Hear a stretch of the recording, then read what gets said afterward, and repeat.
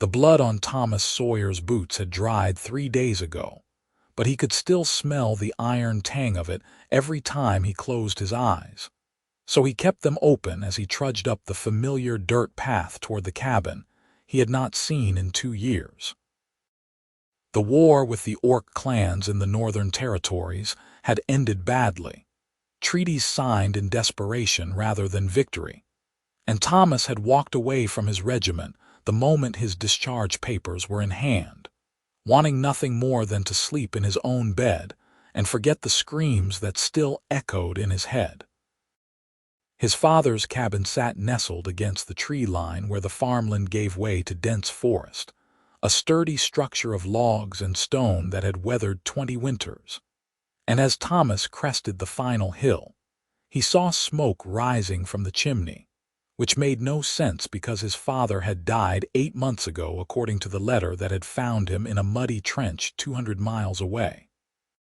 His hand went to the knife at his belt, the only weapon he had kept when he turned in his sword and pike, and he approached slowly, keeping to the shadows of the apple trees his father had planted when Thomas was just a boy. The garden looked tended, the fence mended, the woodpile stacked neatly under the eaves, all signs of occupation that made his heart beat faster with a mixture of hope and fear.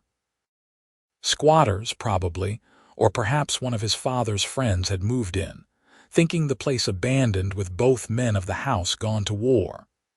He moved around to the side window, the one with the loose shutter, and peered inside. What he saw made him forget to breathe. An Orc woman sat at his father's table, wearing his best Sunday shirt, the blue one with the bone buttons that he saved for church and special occasions.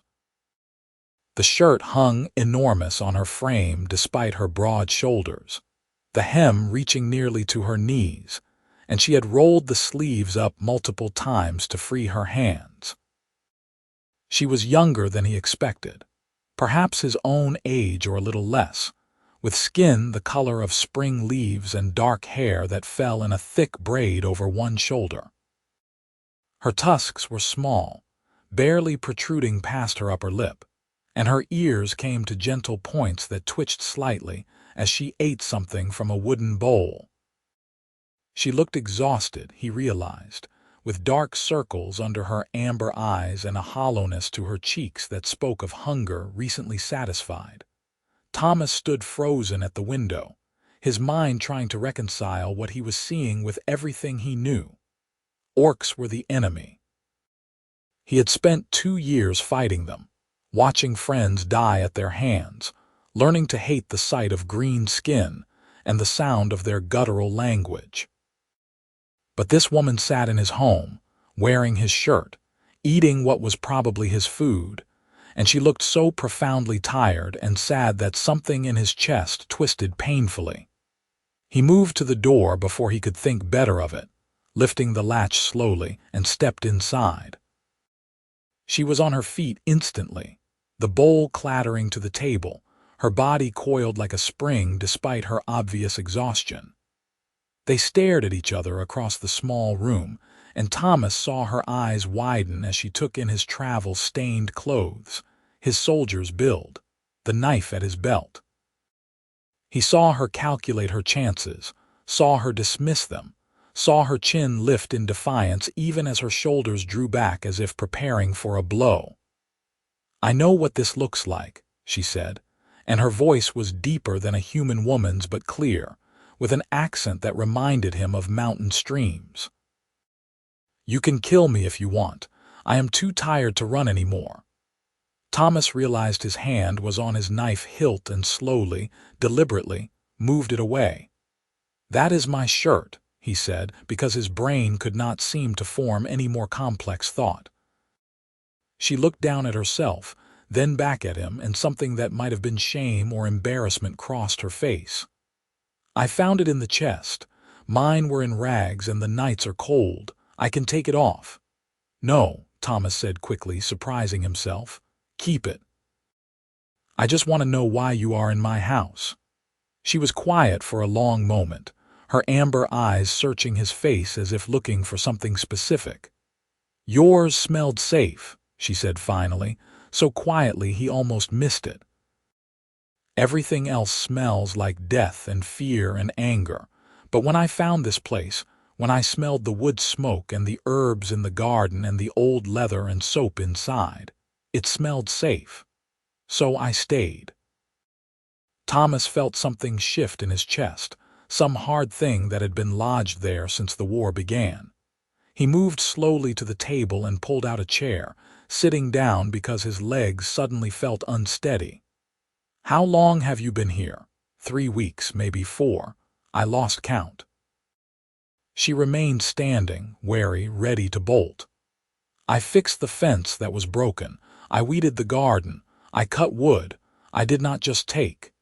He could see that now, could see the signs of careful maintenance throughout the cabin. The floor had been swept, the dishes cleaned and stacked, the fireplace cleared of old ash. His father's books were neat on their shelf, the quilts on the bed aired and folded. She had been living here, not squatting, actually living and caring for the place. Why? He asked. Why what? Why fix things? If you were just hiding, you could have taken what you needed and left. She looked at him as if he had asked why water was wet. Because it is a good place. It deserves to be cared for. And because I had nowhere else to go, so I thought if I made myself useful, maybe the gods would let me stay a little longer before the next bad thing happened. Thomas rubbed his face with both hands, feeling the weeks of beard growth, the ingrained dirt, the bone-deep exhaustion that matched what he saw in her eyes. "What is your name?" She hesitated, then said, "Karga, of the Blackrock clan, or I was before they cast me out. Thomas Sawyer. This was my father's house. He died 8 months ago." "I am sorry," Karga said, and she sounded like she meant it. "There are letters on the desk. I did not read them, but I saw the seal, the official one. I thought maybe something bad had happened." They sat in silence for a moment, this strange tableau of human veteran and orc refugee, both exhausted, both scared, both trying to figure out what happened next. "Why did your clan cast you out?" Thomas asked, though he was not sure he wanted to know the answer. Karga's jaw tightened, her small tusks catching the firelight. "Because I would not kill a human child. We raided a settlement, a farmstead near the border. Everyone else was already dead, but there was a girl, maybe 7 or 8, hiding in a root cellar. My war leader said to kill her, that humans would grow up to kill orcs, that mercy was weakness. I said no. I stood between him and that cellar and I said no." Thomas felt his throat tighten. "What happened?" "He beat me nearly to death and left me in the forest. Said I was dead to the clan, that if I came back they would finish what he started. I crawled for 2 days before I could walk. I stole clothes from a clothesline, ate roots and whatever I could catch. I kept moving south, away from the war, away from everything. And then I found this place, and it smelled safe, so I stopped." She said it all without emotion, as if reciting facts about someone else, but Thomas could see the pain beneath the words, the betrayal and loss. He thought about the orc warriors he had killed, wondered if any of them had families who mourned, who cast out those who showed mercy. "The girl," he said. "Did she live?" "I do not know. I hope so. I hope she ran fast and far and found people who kept her safe." Karga's eyes met his, fierce and bright. "You can think I am lying if you want. You can think orcs do not have honor or mercy. Most of your kind do. But I know what I did and I would do it again, even knowing the cost." Thomas believed her. He did not know why exactly, but he believed every word. Maybe it was the exhaustion in her voice, or the way she held herself despite her fear. Or maybe it was just that he was so tired of war and death and hatred that he wanted to believe someone, somewhere, had chosen differently. "I am not going to hurt you," he said. "And you can stay. At least until we figure out what to do." Karga's eyes widened, genuine shock crossing her face. "You are serious? Do I look like I am joking?" Thomas stood up slowly, moving to the water bucket in the corner. He ladled some into a cup and drank deeply, then refilled it and offered it to her. She took it hesitantly, as if expecting it to be snatched away, and drank. "Why?" she asked, echoing his earlier question. Thomas thought about all the reasons he should say no, should drive her away, or worse. He thought about his friends who had died fighting orcs, about the hatred bred into both their peoples, about the looks he would get if anyone found out he was harboring one of the enemy. Then he thought about walking into his home and finding someone who had cared for it, who had fixed the fence and weeded the garden, who had folded his father's quilts with care. He thought about her saying his home smelled safe when she had nowhere else to go. "Because I am tired," he said finally. "I am so tired of fighting and killing and hating. And because you saved a child when it cost you everything, and that matters more to me than what color your skin is." Karga sat down slowly, as if her legs would no longer hold her, and Thomas saw tears gather in her amber eyes, though she blinked them back fiercely. "Thank you," she whispered. "You are welcome. Now, is there any food? I have not had a real meal in a week." She actually smiled a little at that, just a slight curve of her lips. "There is stew. I caught a rabbit yesterday, and there are vegetables from the garden. It is not fancy, but it is hot." "That sounds perfect." They ate together in awkward silence, both too hungry and tired to make conversation, and when Thomas was done, he looked around the cabin and realized there was only one bed. Karga seemed to realize the same thing at the same moment, and color rose in her cheeks, a darker green flush that he found oddly endearing. "I can sleep on the floor," she said quickly. "I have been sleeping in the chair mostly anyway, so I could wake up quickly if someone came."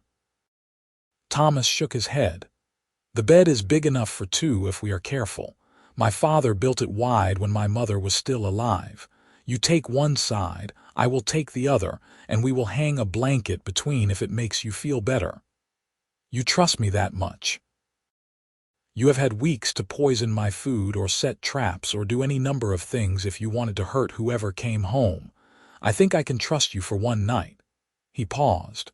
"Besides, I am a light sleeper. If you try anything, I will wake up." She almost smiled again. "Fair enough." They arranged a blanket hung from a rope across the middle of the bed, a ridiculous barrier that somehow made them both feel better.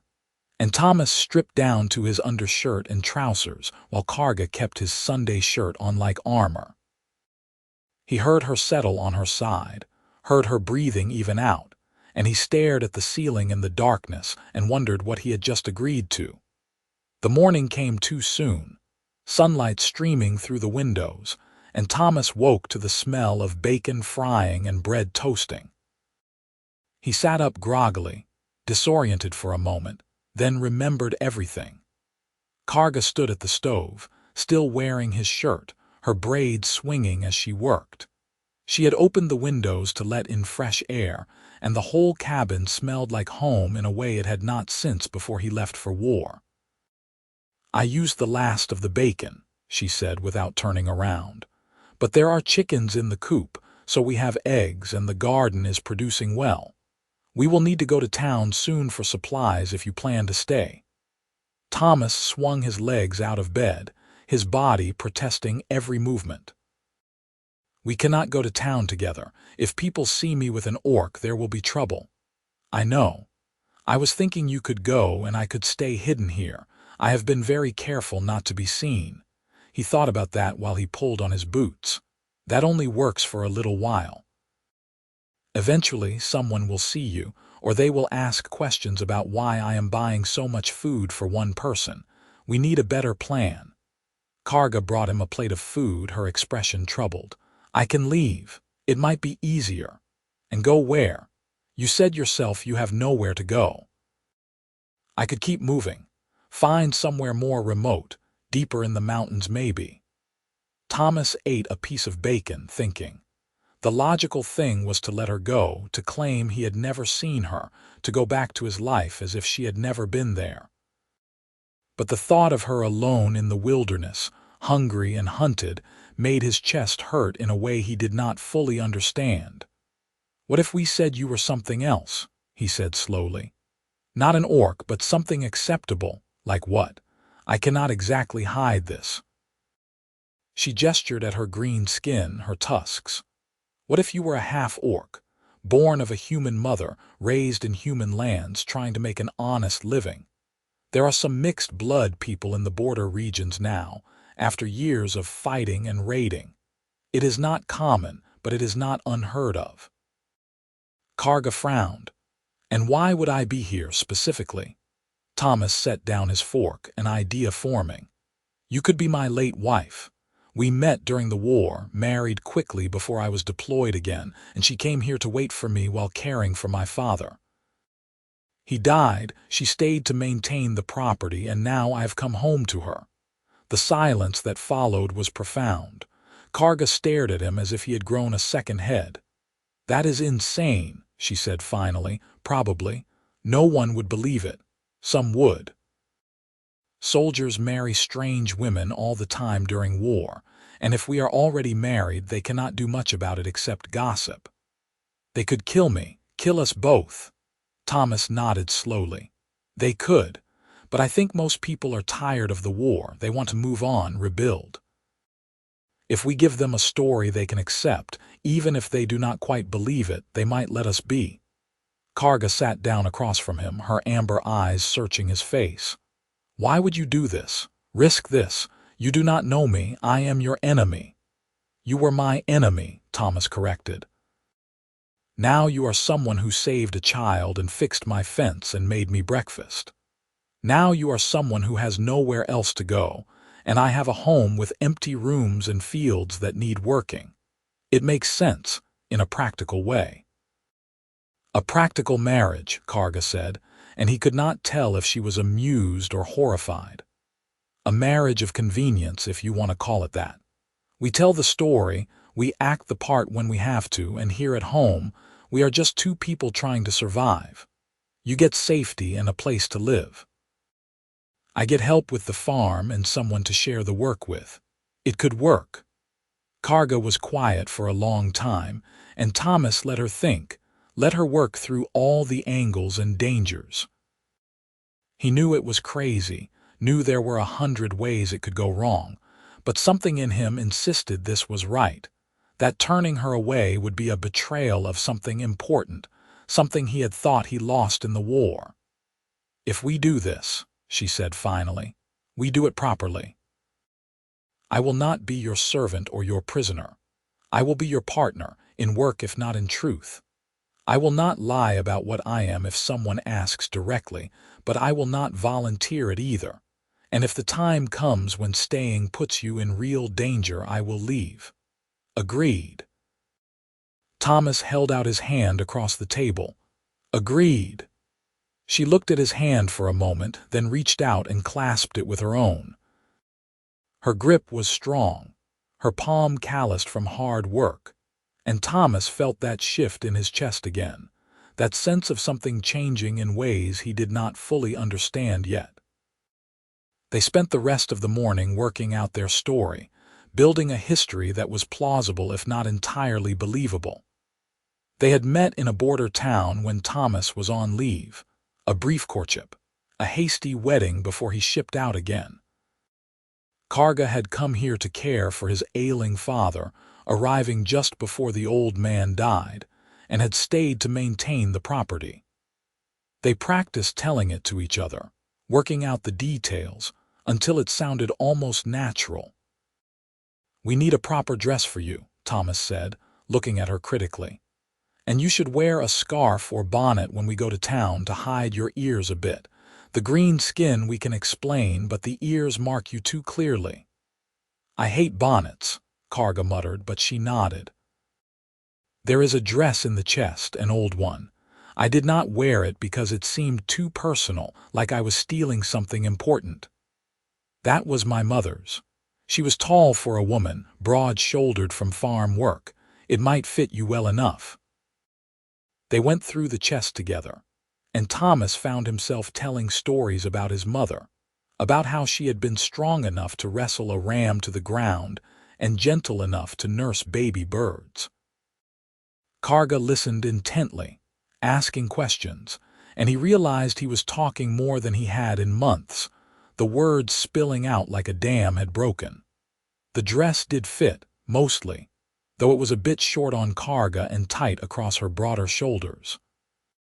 She looked uncomfortable in it, tugging at the bodice, but Thomas thought she looked rather nice in an unconventional way. With a bonnet hiding her ears and her braid pinned up, she could almost pass for an unusually tall, unusually green human woman. "We should go to town tomorrow," he said. "Get it over with. The longer we wait, the stranger it will seem that I have not introduced my wife." Karga paled a bit but nodded. "Tomorrow then, and Thomas, thank you. Whatever happens, thank you for trying." That night they hung the blanket between them again, but Thomas found himself less aware of it as a barrier and more aware of Karga's presence, the sound of her breathing, the way she murmured in her sleep. He wondered what she dreamed about, if it was the family that cast her out or the child she saved or something else entirely. He wondered if she was as scared as he was about what tomorrow would bring. The town of Millbrook sat 3 miles down the road. A small collection of houses, a general store, a blacksmith, and a church clustered around a mill that had given the place its name. Thomas had grown up coming here for supplies and church services, knew every family by name, and as he drove the wagon with Karga sitting beside him, he felt his stomach twist with nerves. She sat straight-backed and silent, wearing his mother's dress and a bonnet that kept slipping back despite being pinned, her hands folded tightly in her lap. "Remember," he said quietly as they approached, "we are married. You are my wife. You have been here for months. You have done nothing wrong." "I have done nothing wrong," she repeated, like a prayer or a ward against evil. They pulled up in front of the general store, and Thomas helped Karga down from the wagon with careful courtesy, trying to appear like a husband might. She took his arm, her hand trembling slightly, and they walked inside together. The store went silent. Marjorie Thompson, the store owner's wife, stood behind the counter with her mouth open. 2 other women, neighbors Thomas had known his whole life, froze in the act of examining fabric. Old Jacob Wells, sitting by the stove, straightened up with surprise clear on his weathered face. "Thomas Sawyer," Marjorie said finally, recovering her voice. "We heard you were back. We were so sorry about your father." "Thank you, Marjorie. It was a hard loss." Thomas kept his voice steady, kept his hand on Karga's arm. "I would like to introduce you to my wife, Karga. She has been here caring for the place while I was at war." The silence somehow got deeper. Thomas felt Karga's arm stiffen under his hand, but she did not bolt, did not speak, just stood there with her chin up and her shoulders back. "Your wife," Marjorie repeated, her eyes traveling over Karga's green skin, her strong features, the slight protrusion of her tusks visible even with her mouth closed. "I see. How long have you been married?" "Nearly 2 years now. We met in Borderkeep, married before I shipped out. She came here to help my father in his last days." Thomas kept his tone casual, as if this were the most normal thing in the world. "I was hoping to settle our account and get some supplies. We are running low on staples." Marjorie looked like she wanted to ask 100 questions but could not quite figure out where to start. Finally, she just nodded. "Of course. Let me get your account book." The next hour was one of the most uncomfortable of Thomas's life. Marjorie filled their order with stiff efficiency. The other women whispered urgently in the corner, and old Jacob stared at Karga as if she might sprout wings and fly away. Karga said nothing, just stayed close to Thomas, her face expressionless. When they were loading the wagon, Father Benedict from the church hurried over, his face flushed from rushing. "Thomas, my boy, is it true? They say you have brought home an orc wife." Thomas finished securing a bag of flour before turning. "A half-orc wife, Father. Her mother was human, her father was orc. She was raised among humans, served as a healer during the war. We married in Border Keep." It was an expansion of their story, invented on the spot, but it felt right. Father Benedict studied Karga with sharp eyes, and Thomas saw the moment when the old priest made a decision. "A healer," he said thoughtfully. "We could use a healer in these parts. Old Mary passed last winter, and no one has her skill with herbs. Can you do that, child?" Karga hesitated, then nodded slowly. "I know some healing. Plants, herbs, how to set bones and treat fever. My mother taught me." "Then you are welcome in Millbrook, provided you cause no trouble. The war is over, and we are all trying to rebuild. If Thomas vouches for you, that is good enough for me." It was a fragile acceptance, a conditional welcome, but it was more than Thomas had hoped for. Father Benedict was respected, and his approval would carry weight with others. They finished loading in silence, then Thomas helped Karga back up to the wagon seat. As they drove away, he felt her start to shake. He thought she was crying, but when he glanced over, he saw she was laughing, a slightly hysterical sound that she was trying to muffle with her hand. "We did it," she gasped. "We actually did it. They believed us." "They believed enough," Thomas corrected, but he was grinning too. "And Father Benedict just volunteered you as the new town healer. I hope you actually know something about herbs." "I do, actually. My mother was a healer in my clan. I learned from her before she died." Karga's laughter faded, replaced by something more thoughtful. "I can do this. If they will let me, I can really help people." Thomas felt a surge of something warm in his chest, something that might have been pride or affection or just relief that his gamble had worked. "Then we will make it work. We will figure it out together." The next few weeks fell into a rhythm that surprised Thomas with its ease. They worked the farm together, Karga proving to be as strong and capable as any man he had known. She could lift bales of hay he struggled with, could work from dawn to dusk without complaint, and approached every task with a focused determination that made him feel lazy by comparison. In return, he taught her about the local plants, the rhythms of the seasons in this region, the quirks of the animals and the land.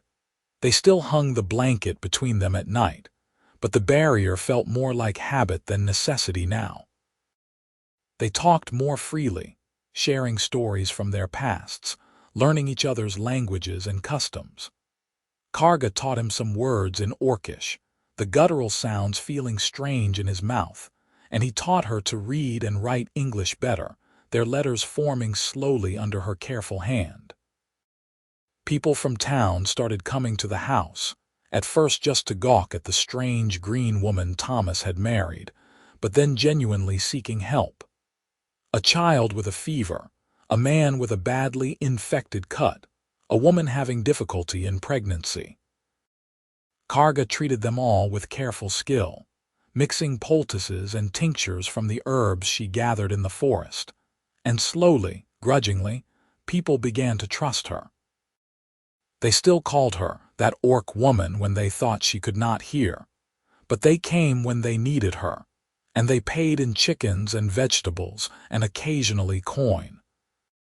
Thomas found himself watching her more than he should, noticing the way her braid caught the sunlight, the way her eyes crinkled when she was trying not to smile, the rare moments when she laughed fully, and the sound filled the whole cabin with warmth. He told himself it was just appreciation for a good partnership, respect for someone who worked as hard as he did, but he knew he was lying. He was falling in love with his pretend wife, and he had no idea what to do about it.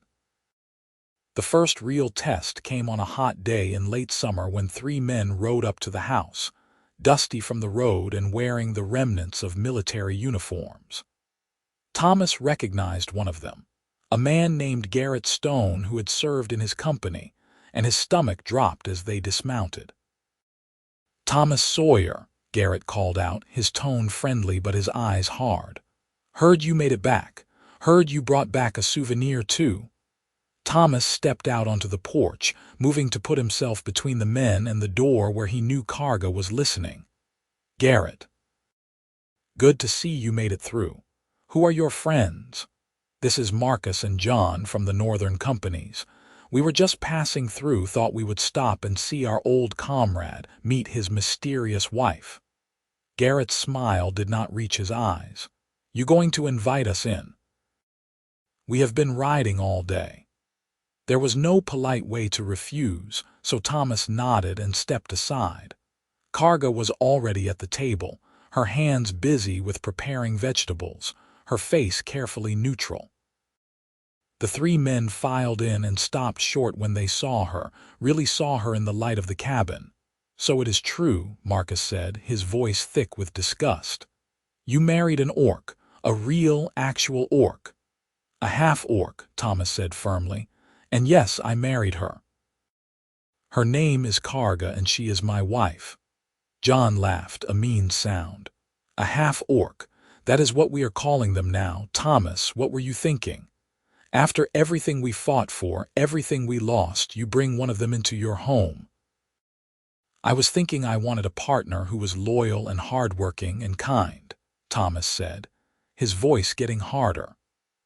"I was thinking the war was over, and I was tired of hating people for what they were born as rather than who they chose to be." Garrett moved closer to the table, studying Karga like she was a strange insect. "Can she even understand us? Do you have to speak Orcish to get her to do what you want?" Karga set down her knife very carefully and looked up at Garrett with level amber eyes. "I understand you perfectly. And I do what needs doing because it is my home too, not because anyone orders me to." The tension in the room ratcheted up several notches. Garrett's hand drifted toward the knife at his belt, and Thomas moved without thinking, putting himself between them again. "I think you should leave," he said quietly. "You are not welcome if you are going to insult my wife in her own home." "Her home," John said incredulously. "Thomas, this is your father's house, your family's land. She is an orc. She has no right to be here." "She has every right. She is my wife, legally married before witnesses. She has lived here and worked this land and helped people in town when they needed healing. She has more right to be here than you three do." Marcus spat on the floor and Karga flinched. "You are a traitor, Sawyer, a traitor to your kind. We ought to burn this place down with both of you in it." Thomas's hand was on his knife now, his body thrumming with tension. "You can try. But I spent 2 years at war, same as you, and I am not some green recruit you can intimidate. You want to fight, I will give you one, but you are going to lose, and then you are going to be known as the men who attacked a veteran in his own home." For a long moment, it could have gone either way. Then Garrett made a disgusted sound and turned for the door. "You are not worth it, Sawyer. But do not expect any of us to help when the rest of the orcs come for you, thinking you are soft. You made your choice." They left, mounting their horses and riding away without looking back, and Thomas stood on the porch watching them go until they were out of sight. When he turned back inside, Karga was cleaning up the spit from the floor, her movements mechanical. "You should not have done that," she said without looking at him. "You should not have risked yourself for me. They were your brothers in arms." "They were fools," Thomas said, surprised by the anger in his voice. "They learned nothing from the war except how to hate better. I am not going to apologize for defending you." Karga looked up at him, and he saw tears threatening in her eyes though she blinked them back. "You said I was your wife. You said it like you meant it." "I did mean it. Maybe it started as a story, but it is true now in every way that matters. You are my partner, my friend, and if someone threatens you, they threaten me." She stood up slowly, moving toward him, and Thomas held his breath as she stopped just inches away. She was nearly as tall as he was, could look him almost straight in the eye, and he saw something raw and vulnerable in her face. "Thomas, I need to tell you something. I need you to know that I am not staying just because I have nowhere else to go anymore. I am staying because I want to be here, with you, in this place that smells like safety and home. I am staying because somewhere in the last weeks, this stopped being pretend for me, and I do not know what to do about that." His heart was hammering in his chest, so loud he was sure she could hear it. "It stopped being pretend for me too," he admitted. "I look forward to seeing you every morning. I find excuses to work near you. I lay awake at night thinking about you on the other side of that ridiculous blanket we keep hanging between us like it means something." "It does mean something," Karga whispered. "It means we are both too scared to admit what we want." Thomas reached up slowly, giving her plenty of time to pull away, and cupped her face with one hand. Her skin was warmer than his, slightly rough in texture and absolutely perfect under his palm. "I am not scared anymore," he said. "Or maybe I am, but I do not care. Karga, I want this to be real. I want you to be my wife in truth, not just in story. I want to take down that blanket and wake up beside you and build a life together that is not about running or hiding or pretending." She leaned into his touch, her eyes closing briefly. "I want that too. I want it so much it scares me. But Thomas, you need to understand what you are choosing. People will hate you for being with me. They will call you traitor and worse. Your life would be easier if you sent me away." "I do not want easier," Thomas said. "I want you. If that makes me a traitor to small-minded people, then so be it. I will be a traitor who is happy rather than a loyal man who is alone." Karga made a sound that was half laugh, half sob, and then she was kissing him, her tusks pressing gently against his face, her hands coming up to grip his shoulders. Thomas wrapped his arms around her and kissed her back, pouring 2 months of longing and fear and hope into the contact. She tasted like the mint tea she loved, felt solid and strong and real against him, and he thought that if this was what betraying his kind meant, then he had been on the wrong side to begin with. When they finally broke apart, both breathing hard, Karga pressed her forehead to his. "The blanket comes down tonight," she said. "The blanket comes down tonight," he agreed. That night they lay together with nothing between them, and Thomas held Karga in his arms as she curled against his chest, her head tucked under his chin. They did not do more than hold each other, content just to be close, to share warmth and presence without barriers. Thomas stroked her braid and listened to her breathing even out as she fell asleep, and he thought about how strange life was, that he had gone to war expecting to die, and had instead found someone worth living for in the last place he would have expected. The next day, Thomas took Karga to see Father Benedict. The old priest looked surprised when they requested a proper wedding ceremony, a real marriage in the eyes of church and law, but he agreed readily enough. "I suspected you two were finding your way to this," he said with a slight smile. "You look at each other like people who have discovered something precious. When would you like the ceremony?" "As soon as possible," Thomas said. "I want there to be no question about Karga's place here, no doubt that she is my wife in every way." They were married a week later in a simple ceremony in the little church, with a handful of townspeople attending out of curiosity or genuine goodwill. Marjorie Thompson came, and old Jacob, and a few others who had been helped by Karga's healing. It was not the grand affair Thomas had imagined for his wedding as a boy, but it was real, and when he slipped a simple band of silver onto Karga's finger and she did the same for him, he felt more married than any elaborate ceremony could have made him. Karga wore his mother's dress again, altered to fit her better with Marjorie's reluctant help, and Thomas wore his Sunday shirt that she had first borrowed, finding a strange satisfaction in reclaiming it only to share it with her. When Father Benedict pronounced them married and said Thomas could kiss his bride, he did so without hesitation, very aware of the gasps and mutters from the small crowd, but not caring at all. They walked back to the house hand in hand, carrying the few gifts people had awkwardly offered, and Thomas felt lighter than he had in years. The farm was waiting. The crops needed tending. There were 100 tasks that had to be done. But for that moment, he just wanted to enjoy being married to a woman he loved. "You know," Karga said as they crested the hill and saw the cabin waiting, "when I found this place and put on your shirt because it smelled safe, I never imagined this is where it would lead." "What did you imagine, honestly?" "I thought I would stay a few days, heal enough to keep moving, and then disappear before whoever owned the place came home. I thought I would spend the rest of my life running, always alone, always afraid." Thomas squeezed her hand. "You never have to run again.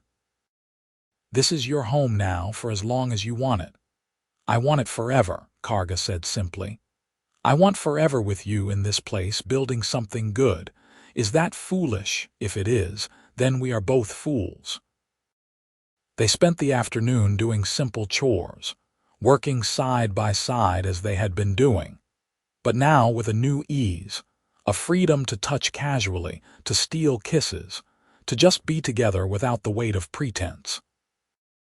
That night there was no barrier at all, and they learned each other properly, with care and laughter and a tenderness that surprised them both. Thomas discovered that Karga's tusks were sensitive and made her gasp when he kissed them, that her skin was warmest at her throat and wrists, that she was ticklish along her ribs. She learned that he had scars on his back he did not like to talk about, that he made a particular sound when she kissed his neck, that holding her made him feel complete in a way nothing else ever had. Afterward, they lay tangled together in the too warm night, and Karga traced patterns on Thomas's chest with one finger. "Tell me we will be all right," she said quietly. "Tell me this will last." "I cannot promise nothing bad will ever happen," Thomas said honestly. "But I can promise I will fight for us for this with everything I have. You are mine and I am yours, and that matters more than anything else." "Mine and yours," Karga repeated, testing the words. "I like how that sounds. So do I." The summer faded into autumn, and Thomas and Karga worked to bring in the harvest and prepare for winter. They were busy from dawn to dusk, preserving vegetables, smoking meat, cutting wood, all the 1,000 tasks required to survive the cold months.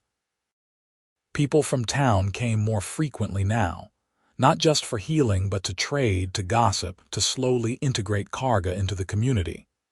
She was never fully accepted, never quite trusted by everyone, but she was becoming a fixture, a strange but reliable presence. Marjorie Thompson came by one afternoon with a basket of apples and an awkward expression. "I wanted to apologize," she said without preamble, "for how I acted when you first came to town. It was unchristian of me, judging you without knowing you. You have been good to people, and that matters more than anything else." Karga took the apples with a surprised smile. "Thank you, Marjorie. That means a lot to me.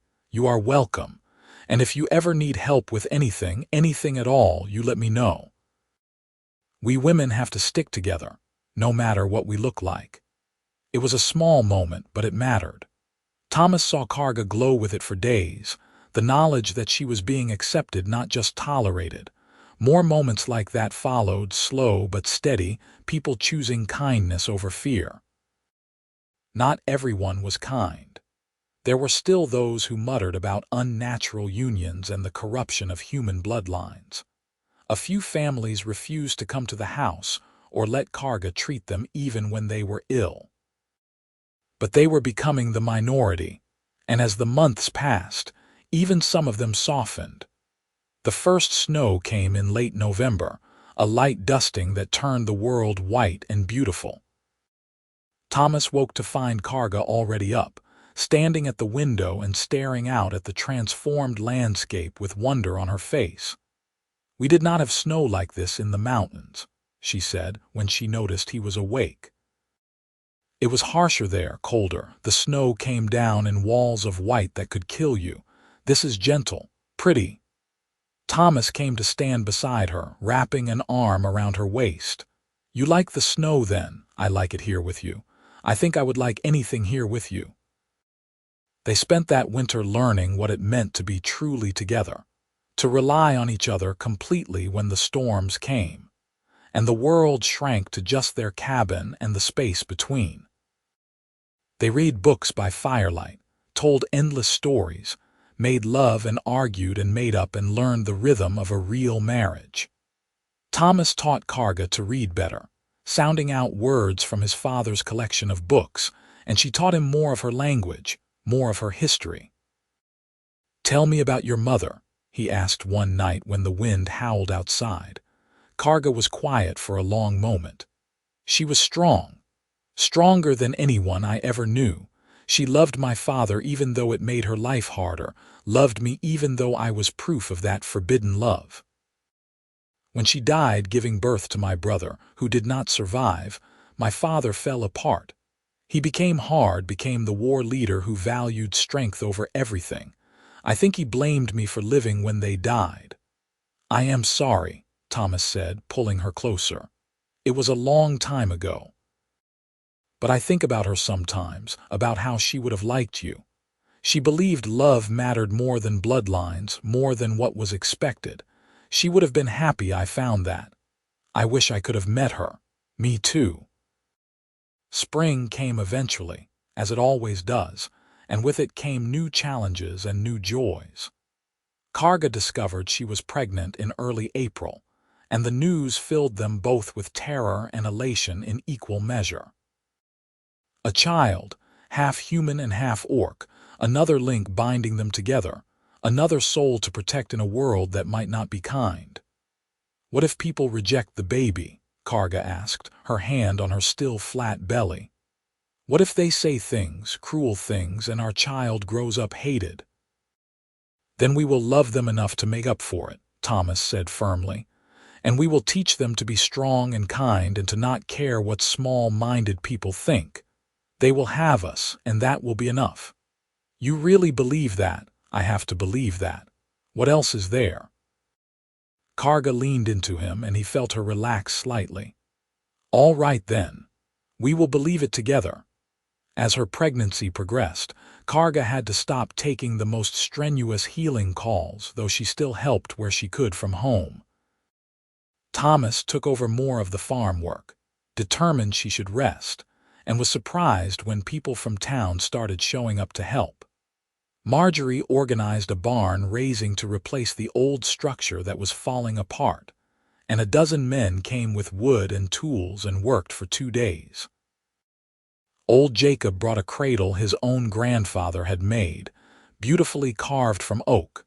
Even Father Benedict stopped by with baby clothes his sister had sent, too many for one child but given freely. "You are part of this community now," the priest said simply when Thomas tried to thank him. "Both of you. That means we take care of our own." The baby came in late autumn, just as the leaves were turning. The labor was long and difficult, and Thomas paced the cabin while Marjorie and 2 other women attended to Karga, her cries of pain making him want to break down the door and demand to be let in. Finally, after what felt like days but was probably only 12 hours, he heard a different cry, high and thin and absolutely perfect. Marjorie opened the door, her face tired but smiling. "You have a daughter, Thomas. A beautiful, healthy daughter, and Karga is well, exhausted but well." He rushed inside to find Karga propped up in bed, holding a tiny bundle wrapped in soft cloth. She looked up at him with exhausted, joyful eyes, and he saw tears streaming down her face. "Look at her," she whispered. "Look at what we made." Thomas sat carefully on the edge of the bed and looked down at his daughter. She had green-tinged skin, lighter than Karga's but unmistakable, and tiny features that seemed to shift between human and orc in fascinating ways. Her ears were slightly pointed, her nose a bit flat, and when she yawned, he saw the tiniest suggestion of tusks in her gums. She was strange and beautiful and absolutely his. "She is perfect," he said, his voice rough with emotion. "What should we name her?" "I was thinking Rose," Karga said. "Like the roses your mother planted by the door, something that belongs to this place." "Rose Sawyer," Thomas said, testing it. "I like it." "Hello, Rose. Welcome to the world." The baby made a small sound, and Thomas reached out to touch her tiny hand. Her fingers wrapped around his, strong despite their size, and he felt his heart break open with love so fierce. It was almost painful. They spent the next weeks learning to be parents, figuring out feeding schedules and sleep deprivation, and all the small terrors that come with a newborn. Rose was a good baby, all things considered, crying when she needed something but content when her needs were met.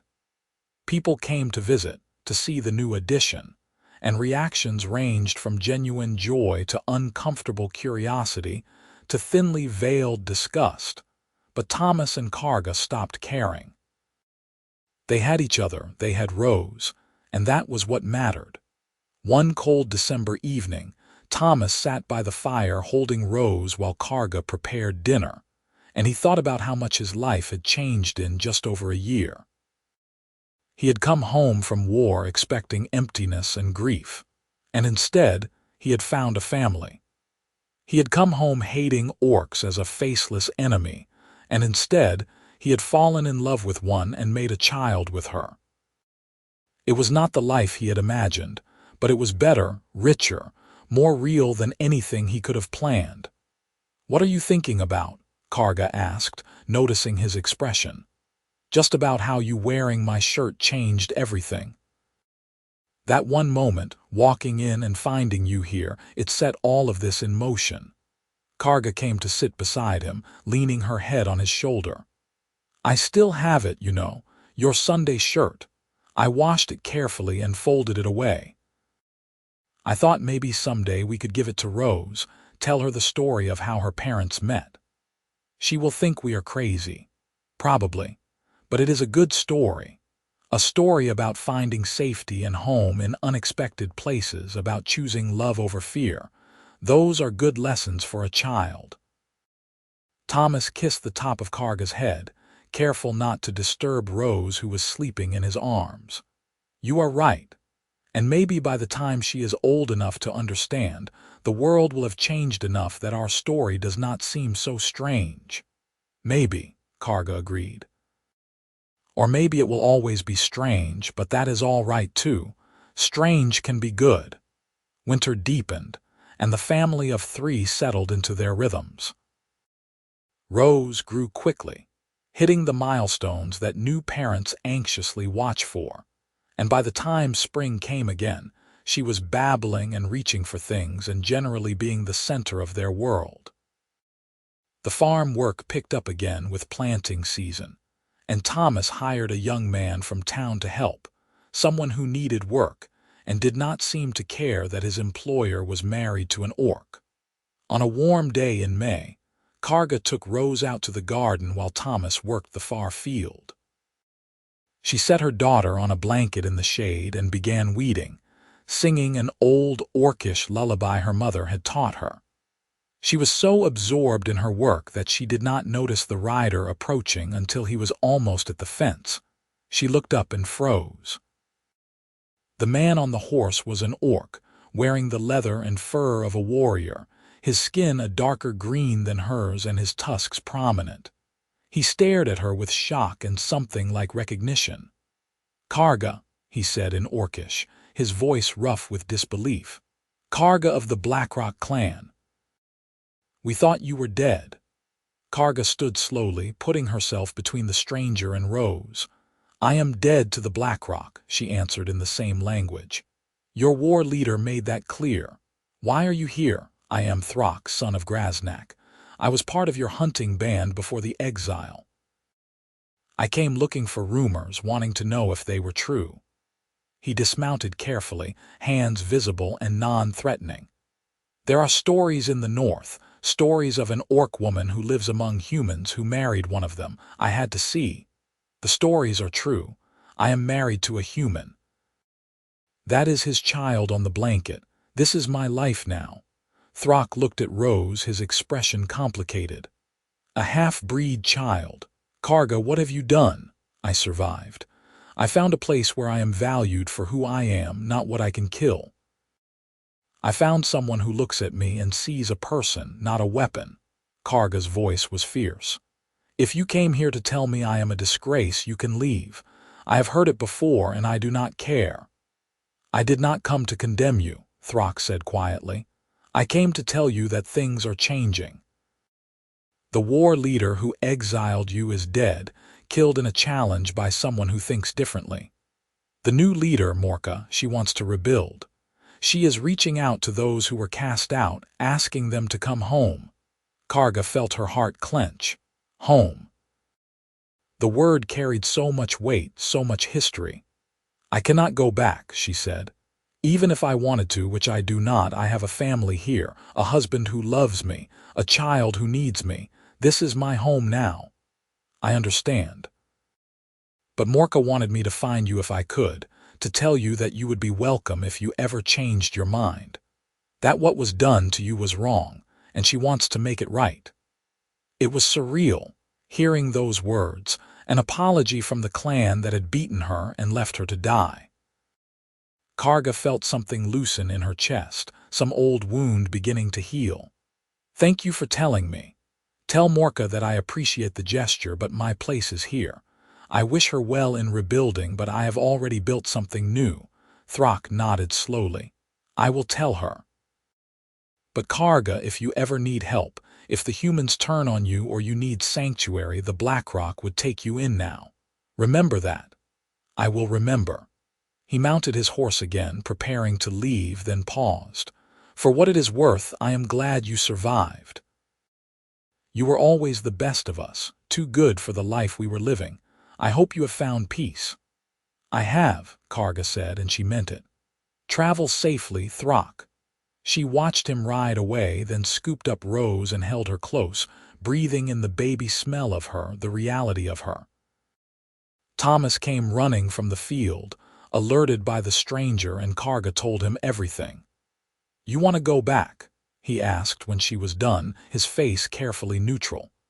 If your people want you back, if you could be with your own kind again, I would understand. Karga cupped his face with her free hand. You are my own kind now, you and Rose in this place. The Blackrock are my past, but you are my future. I am not going anywhere. Thomas pulled her into a hug, careful of the baby between them. I am glad. I do not know what I would do without you. You will never have to find out. Summer passed into autumn again, and then another winter, and the years began to blur together in the best possible way. Rose grew into a bright, curious child who loved helping in the garden and listening to stories.